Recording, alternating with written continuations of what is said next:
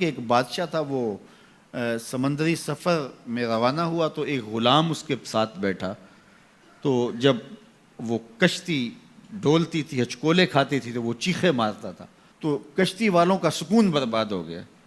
ایک دانا شخص تھا، اس نے کہا بادشاہ اگر آپ اجازت دیں تو میں اس کو چپ کرواؤں. اس نے کہا یہ تو کمال مہربانی ہوگی.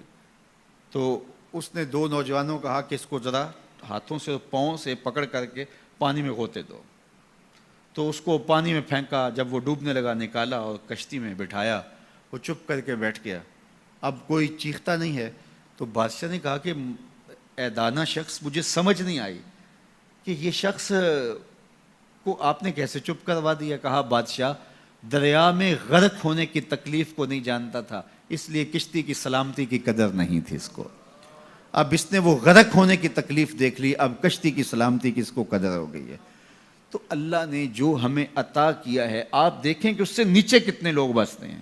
جب آپ نیچے فرشت دیکھیں گے جو بیچارے نانے شبینہ کو ترستے ہیں. اگر مجھے تھوڑی سی تکلیف ہے اور میں جو ہے وہ اس تکلیف میں ناشکری کرنے بیٹھ جاتا ہوں، تو میاں وہ لوگ بھی ہیں جو بیچارے اپنی مرضی سے اپنا ہاتھ بھی نہیں اٹھا سکتے ہیں، جن کی عیدیں بھی جو ہیں وہ ہاسپٹل کے اندر گزرتی ہیں، وہ کئی سالوں کے اندر وہاں اذیت میں مبتلا ہیں. جب آپ دیکھیں گے تو کہیں گے مالک میں جس حال میں ہوں اس پہ تیرا شکر ہے. شیخ سعدی فرماتے ہیں میں دمشق کی جامع مسجد میں نماز جمعہ کے بعد نکل رہا تھا تو میرے کسی نے جوتے اٹھا لیے.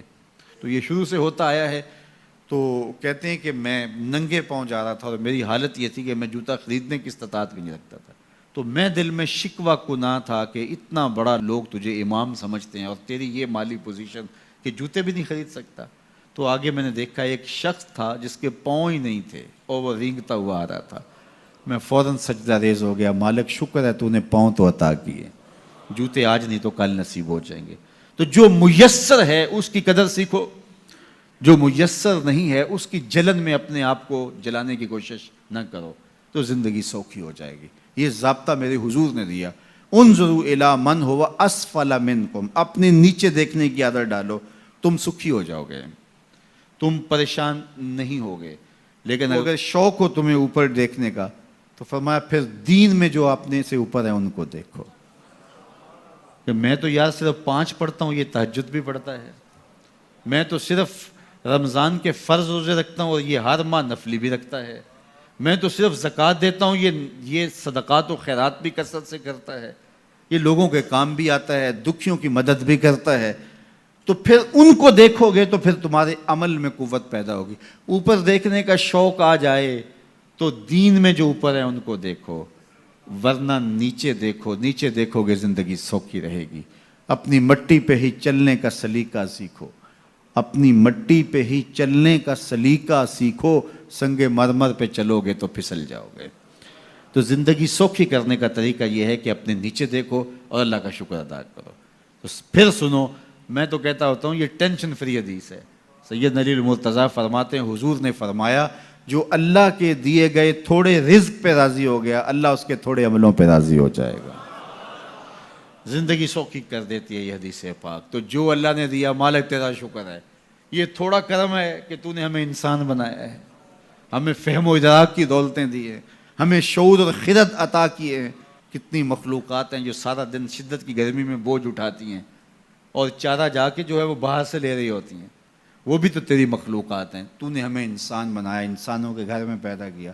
اور میں اور آپ تو اس کا شکر ادا نہیں کر سکتے کہ ہمیں اللہ نے محمد عربی کا غلام بنایا ہے، حضور کا امتی بنایا ہے. میری خوش قسمتی میں تیرا امتی، یہ میرا مقدر ہے، یہ آپ کا مقدر ہے. جس کے لیے نبی آرزویں کرتے رہے، تمنائیں کرتے رہے، لوگ راہیں تکتے رہے، منتظر رہے، صدیوں انتظار کرتے رہے، لیکن ہم نے کوئی انتظار نہیں کیا. آنکھ کھولی، ہمارے والد صاحب مسجد سے مولوی صاحب کو بلا لائے. انہوں نے کان میں آ کے اذان دیتے ہوئے کہا مبارک ہو، تو حضور کا غلام بن کے آیا. شاہوں سے ملا ہے نہ تونگر سے ملا ہے، اللہ کا عرفان اسی در سے ملا ہے. اوروں کو ملا ہے تو مقدر سے ملا ہے، مجھ کو تو مقدر بھی تیرے در سے ملا ہے. یہ میری اور آپ کی خوش بختی. تو جتنا بھی شکر ادا کرے تھوڑا، تو لوگوں کے کام آئیں، لوگوں کے لیے جو ہے وہ خیر کی چابی بنے اور شر کا تالا بنے.